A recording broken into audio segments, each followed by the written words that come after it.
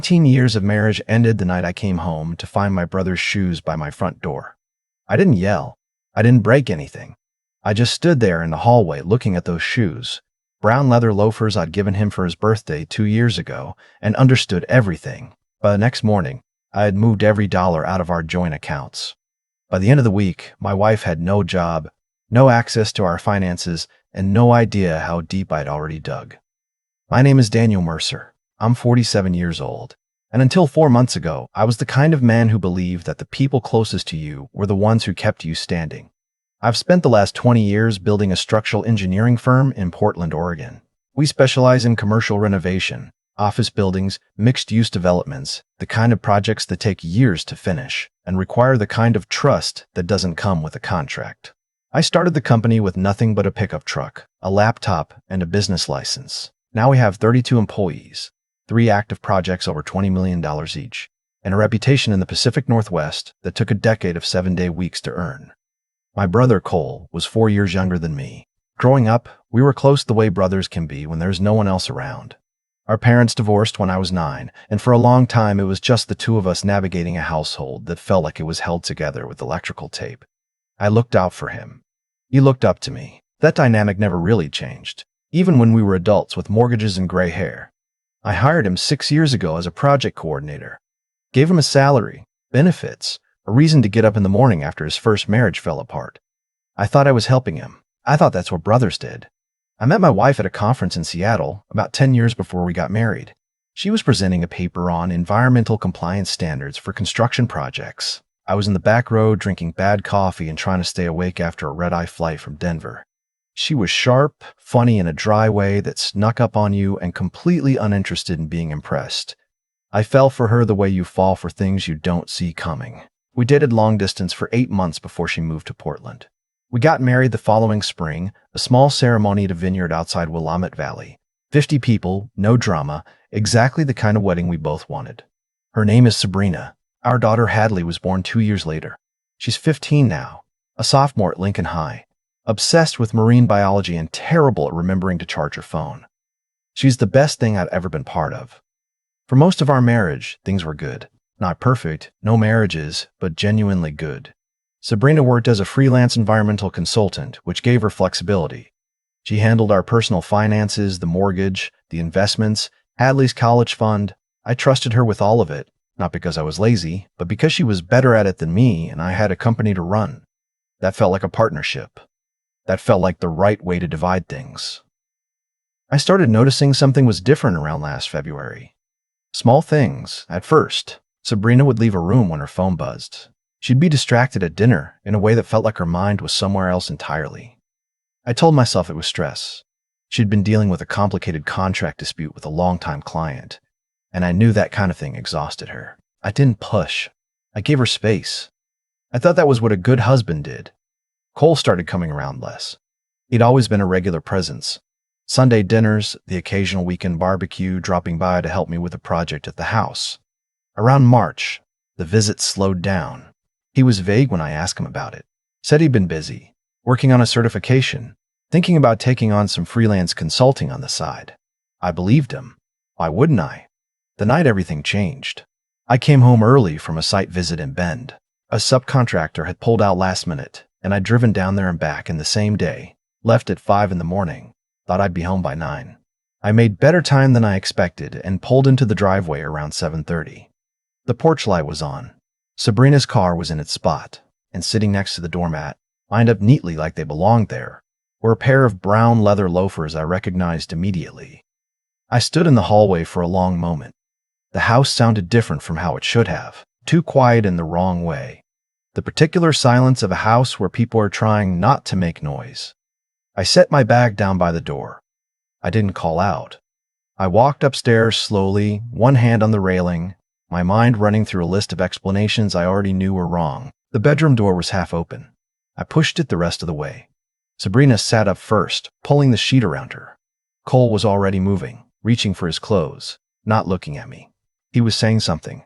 I could see his mouth moving, but I couldn't hear anything except a low ringing that seemed to fill the entire room. Then Sabrina looked at me, and the expression on her face wasn't guilt. It wasn't even embarrassment. It was irritation. like I'd walked in at the wrong moment, like I was the one who'd done something wrong by coming home to my own house. Daniel. Her voice was flat. I didn't think you'd be back tonight. I didn't answer. I looked at Cole. He finally met my eyes, and I watched something move across his face. Shame, maybe, or the beginning of it. But then he looked away again, and I understood that the shame wasn't enough to change anything. You need to hear me out, Sabrina said. I turned around and walked back downstairs. I heard her calling after me from the top of the stairs. Cole said my name once. I got my keys off the hook by the door, picked up my bag, and walked out. I didn't slam the door. I pulled it shut behind me quietly, the latch clicking into place with a sound that felt in that moment like the period at the end of a sentence. I sat in my car in the driveway for maybe 5 minutes. Then I drove. I didn't have a destination. I just drove through southeast Portland, past the lit-up storefronts and the bars with their windows steamed up and the couples walking dogs on the sidewalk. All of it passing by like footage from someone else's life. My phone started lighting up on the passenger seat. Sabrina, then Cole, then Sabrina again. I didn't answer. At some point, I'd pulled into the parking lot of a hardware store that had already closed. I sat there with the engine running and tried to get my breathing under control. I kept thinking about Hadley. She was at a friend's house that night, sleeping over, completely unaware that the floor had just dropped out from under our family. I thought about having to tell her. I couldn't get past that. A text came in from Sabrina. Come back. We can talk through this. You're making this bigger than it needs to be. I put the phone face down on the seat. Then another text from Cole. Man, I'm sorry. Please call me. I never wanted it to happen like this. Like this. Meaning it happened some other way first. Meaning this had been going on long enough to have a shape. I called my friend Lawrence from college. We'd stayed close through everything. 2 marriages, a cross-country move when he relocated to Portland from Chicago 8 years ago. The slow grind of middle age. He was the kind of man who answered the phone on the second ring, even at 8 o'clock on a weeknight, and said, "Tell me where you are." He came and got me. Left his car and drove mine. Didn't say much the whole way to his house. Just drove. His guest room had a pull-out couch that was slightly too short for me, and a window that faced the neighbor's garage. I lay on it staring at the ceiling for most of the night, running through everything I hadn't let myself see for the past several months. Every dinner where Sabrina had been somewhere else in her head. Every afternoon Cole had canceled plans. The business trip she'd taken to Seattle in April that she'd called a client meeting. The time I'd called Cole from a job site and he hadn't picked up. And when I asked him about it later, he said he'd been in a meeting and I'd forgotten about it in 5 minutes because I trusted him. By 5 in the morning, I was done lying there. I got up, made coffee in Lawrence's kitchen, opened my laptop, and started. First thing, the joint checking account, the one we'd had for 15 years. The one both our direct deposits went into, the one we used for the mortgage and groceries, and Hadley's tuition for the private school she'd started attending last fall. I transferred half the balance, $61,000, into a new account I set up that morning. Just my name, no one else's access. The other half I left. I wasn't going to strip her down to zero. I wasn't being cruel. I was being careful. Then I called the bank that held our home equity line of credit and had my PIN changed and my address updated to Lawrence's. Standard procedure, they said. Not even a pause. Done.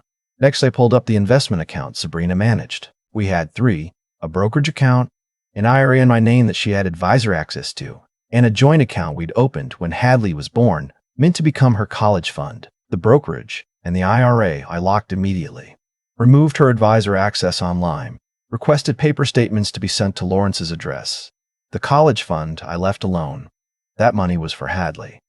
I wasn't going to touch it. Then I opened our business accounts. Sabrina wasn't on any of them officially, but she had bookkeeper access to 2 of them.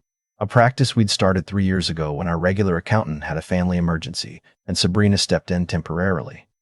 That access had never been removed.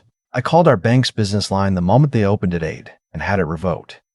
Lawrence came downstairs around 8:30, saw me at his kitchen table with a laptop and 3 empty coffee cups, and sat down across from me without asking any questions. "You eating?" he said. "Not yet." He got up and made eggs. That's the thing about a real friend. He doesn't tell you what you should feel or what you should do. He just makes eggs. My phone had been buzzing since 6. 42 missed calls between Sabrina and Cole. 17 text messages. I read through them without responding. Sabrina's messages went through phases. The first few were firm. "You need to come back and talk about this like an adult." This isn't as simple as you think. Then they got quieter. Daniel, please.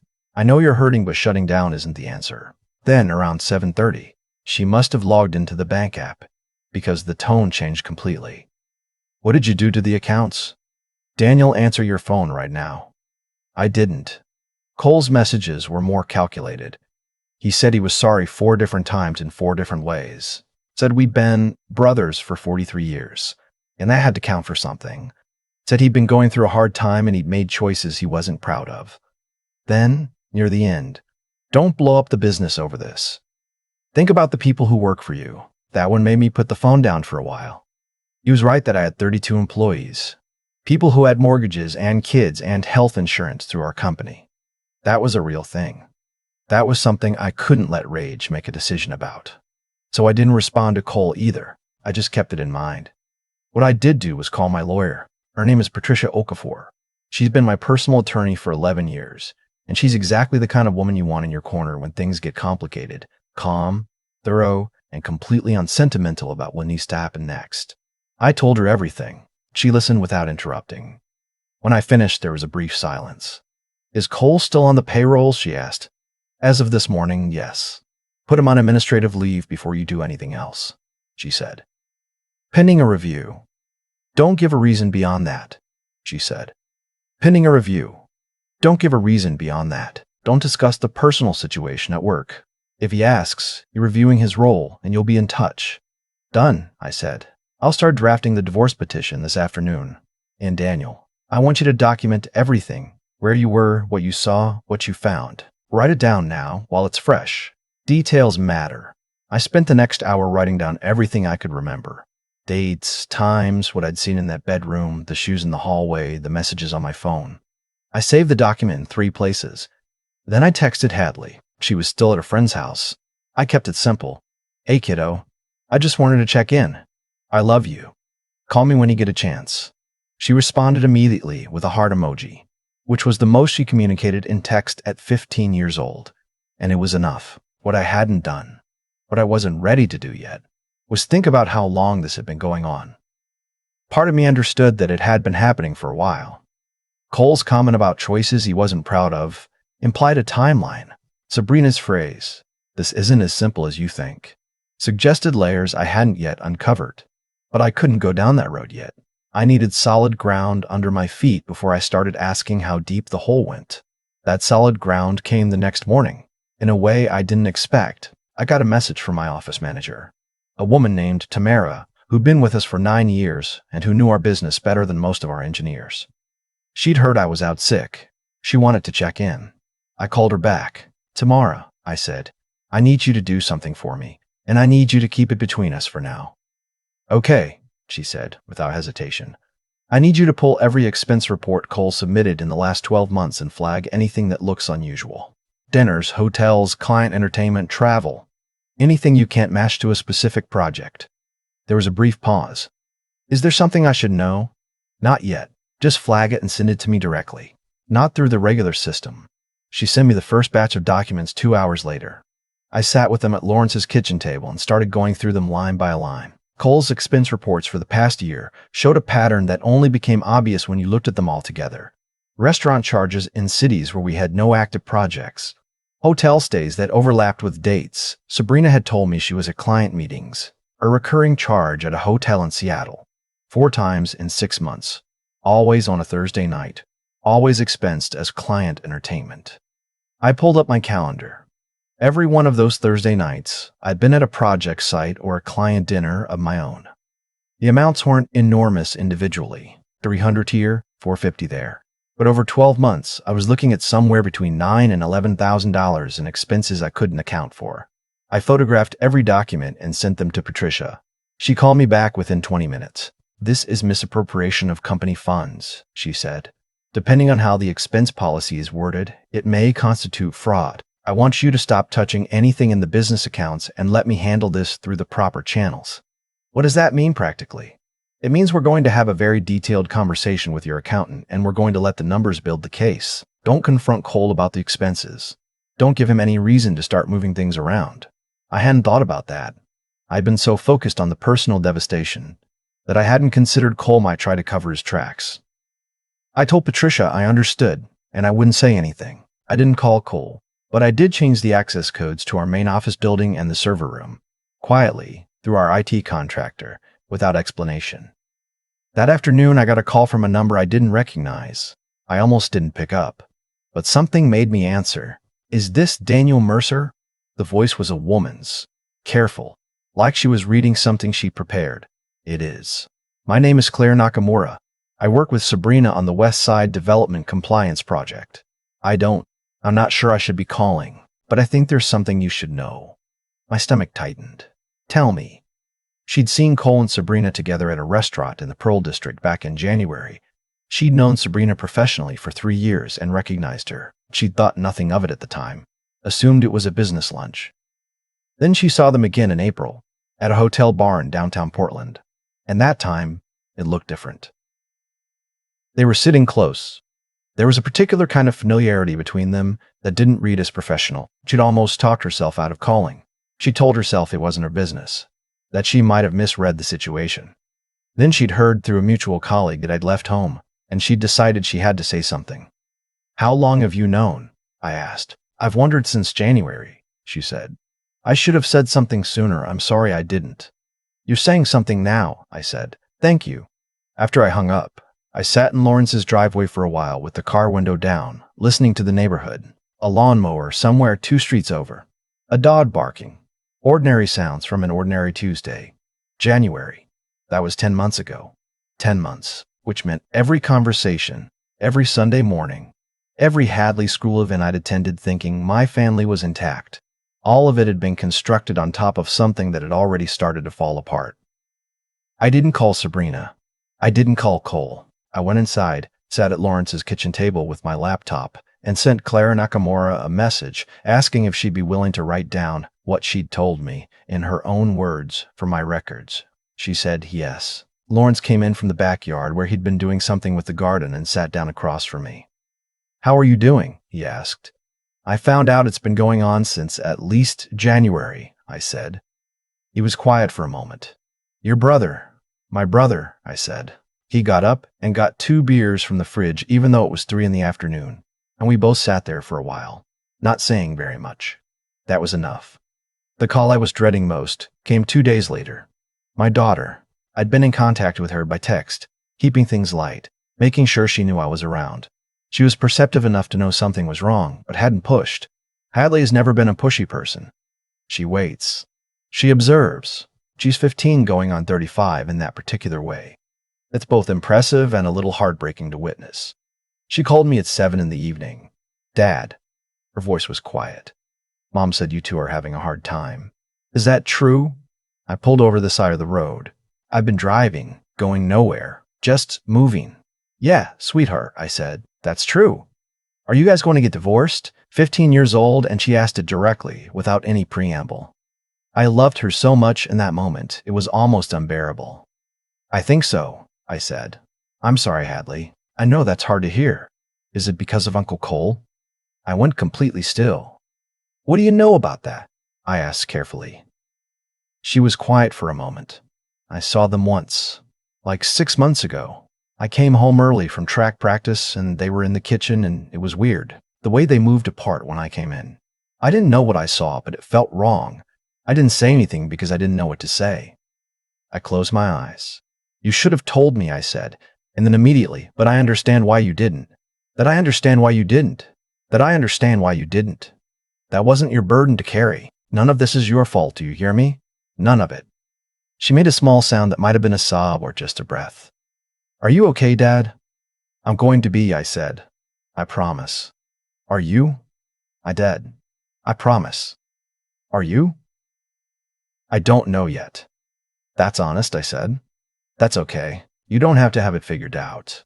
She asked if she could stay with me at Lawrence's for a few days, and I said yes, of course, come whenever you want. She showed up the next afternoon with a backpack and her biology textbook and sat at Lawrence's kitchen table doing homework while I worked. It was one of the most ordinary afternoons I'd had in weeks, and it felt like oxygen. 3 weeks after I'd moved out, my accountant and Patricia's office jointly presented findings from a formal review of our company's expense records. The total was higher than I'd estimated. 14 months, just over $13,000 in misappropriated funds. The expense reports approved by Cole, some co-signed by Sabrina in her capacity as an informal financial consultant she'd been helping with sporadically. Patricia said the co-signing complicated things in a way that might be legally relevant to both the divorce proceedings and any potential action against Cole. Cole was formally terminated from the company on a Tuesday morning. 2 members of my management team handled the process. I wasn't there. Patricia had advised me to stay out of it. He was walked out of the building with a sealed envelope containing a formal notice of termination and a letter from Patricia's office informing him that the company was pursuing civil recovery of the misappropriated funds. I was told he'd tried to call me 3 times from the parking lot. I let every call go to voicemail. Sabrina's attorney contacted Patricia 2 days later with an opening offer. She wanted to negotiate a settlement, an equitable split of assets, alimony for 3 years, joint custody of Hadley. In exchange, she'd sign the divorce papers without contesting. Patricia called me to walk through it. She's trying to get out clean, I said. Essentially, Patricia said, her attorneys framing it as an amicable dissolution. They want this to move quickly and quietly. And the expense records? Her role in co-signing those reports? That's what's making them nervous, Patricia said. They know those documents exist. They know what they imply. My read is that a clean cooperative divorce is her way of making that go away. I thought about it for a long moment. Tell them no on the alimony, I said. Joint custody of Hadley, yes, that's about her, not about us, and Hadley needs her mother. But no alimony. And I want a full forensic accounting of all personal finances going back 36 months. Patricia was quiet for a second. That last item is going to be contentious. I know, I said. Do it anyway. The forensic accounting took 6 weeks. What it found wasn't what I'd expected. There was no large hidden account, no dramatic transfer of money to a secret fund. What it found was smaller, and in some ways more telling, a consistent pattern of cash withdrawals over 18 months, typically $200 or $300 at a time, adding up to just under $9,000. No corresponding receipts, no explanation in any of the records Sabrina had kept. The kind of money that disappears easily when one person controls the record keeping and the other person trusts them completely. My lawyer said it wasn't enough for criminal charges on its own, but it supported our position in the divorce proceedings significantly. I didn't feel vindicated when I read the report. I just felt tired in a way that had nothing to do with sleep. The divorce was finalized on a Thursday morning 4 months later. I signed the papers in Patricia's office on the 3rd floor of a building in downtown Portland with a view of the West Hills. Sabrina signed separately at her attorney's office across town on the same day. There was no alimony.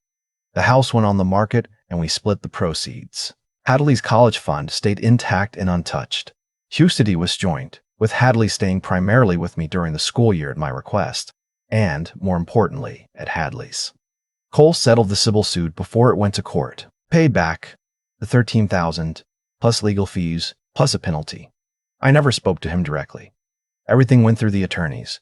I had nothing to say to him that seemed worth saying. The day the divorce was finalized, I drove out to the coast. Cannon Beach, 2 hours from Portland. I walked along the water for a while. The ocean was gray and flat and very cold, and there were almost no people out. I stood at the edge of the water for a long time and thought about my father, who I hadn't spoken to in years, and my daughter, who had handled all of this with more grace than I had, and the 32 people who worked for me and who still had jobs and health insurance, because I hadn't let my anger make decisions for the business. I thought about the fact that you can know someone your entire life and still be fundamentally wrong about who they are. I didn't cry. That had happened in private, in the small hours of nights at Lawrence's, by myself. This felt different. This felt like standing at the edge of something vast and understanding it wasn't going to swallow you. I drove back to Portland and picked Hadley up from school. She was standing outside on the front steps with her backpack, scrolling through her phone, and when she saw me, she put it in her pocket and walked over like everything was normal.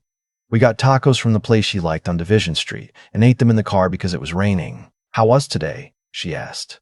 The papers went through, I said. She nodded, chewed, stared through the windshield at the rain coming down. You doing okay? She asked. Yeah, I said. I really am. Good, she said, and took another bite of her taco. We sat there in the car in the rain for a while, not going anywhere, and it was enough. I moved into a new apartment in Northwest Portland a month after that. Hardwood floors, big windows, a small deck that faced the West Hills. Hadley picked out the couch. I let her because she has better taste than I do, and because picking out furniture together was something that felt like building forward rather than looking back. Lawrence came over the first weekend with a case of beer and helped me hang pictures. "Eric tried to set you up yet?" he said, using the wrong name by accident, which made both of us laugh. "Not yet," I said. "Give it another month." We stood there looking at the apartment, Hadley's biology textbook on the coffee table, a photo of the two of us from a camping trip in the Cascades. On the bookshelf, the city lights starting to come on outside the window. I wasn't ready for anything yet. I knew that. The ground was still getting solid under me. But it was getting there. The ring, my mother's ring, the one she'd left me when she died 8 years ago. A simple gold band with a small sapphire she'd worn every day of her adult life, sat in a box in my desk drawer. I hadn't known what to do with it when I found it. 3 months after everything fell apart, tucked in the back of the closet in the master bedroom behind a stack of Sabrina's old files. She'd never worn it. I'd given it to her 6 years into our marriage when my mother passed, and we talked about having it reset into something she could wear. She'd said she would. She never did.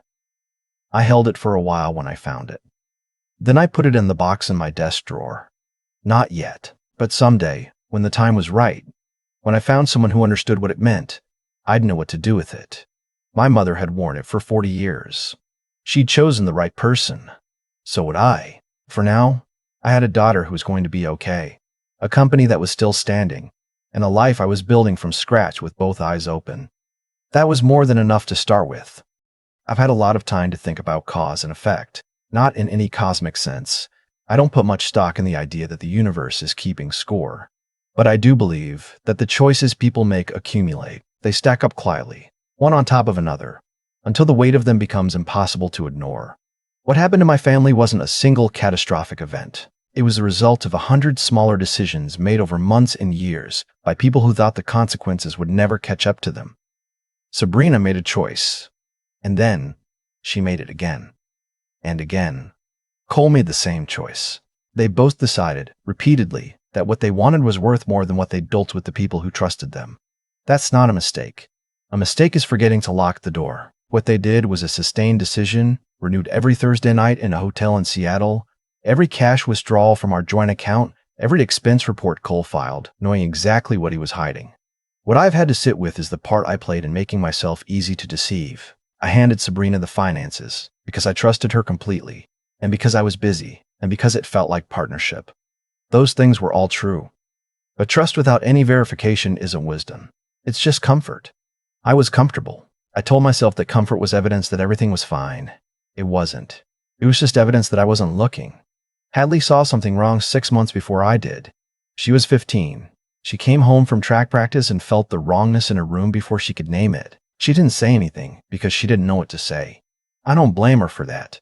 She was carrying something no teenager should have to carry, and she carried it alone because the adults in her life had made that necessary. If there's one thing I wish I could change, it's that. Not what Sabrina did. Not what Cole did. I wish I had been someone my daughter could have brought that to without being afraid of what it would break. Integrity isn't something you have when things are going well. It's what you fall back on when everything around you is falling apart. When I sat at Lawrence's kitchen table at 5 in the morning and started working through what needed to be protected, I wasn't running on anger. I was running on the same clarity I use when a structural problem shows up on a job site. You assess, you document, you act. You don't let the scale of the damage paralyze you. You figure out what's still standing, and you build from there. The people who betrayed me lost things they cannot get back. Cole lost his job, his income, his relationship with his brother, and a significant amount of money he had to pay back under legal compulsion. Sabrina lost her financial security, her professional reputation, and the daily presence of a daughter who loves her but no longer fully trusts her. Those aren't punishments I handed out. Those are the natural weight of the choices they made over 14 months while I was working 60-hour weeks building something I thought we were building together. I got my daughter. I kept my company. I have a friend who showed up without being asked and made eggs on a Tuesday morning. I have a new apartment with hardwood floors and my mother's ring in a desk drawer, and enough clarity to know that the next chapter doesn't have to look anything like the last one. That's what I mean when I say the choices accumulate. Theirs accumulated into loss. Mine, eventually, accumulated into something that feels a lot like freedom,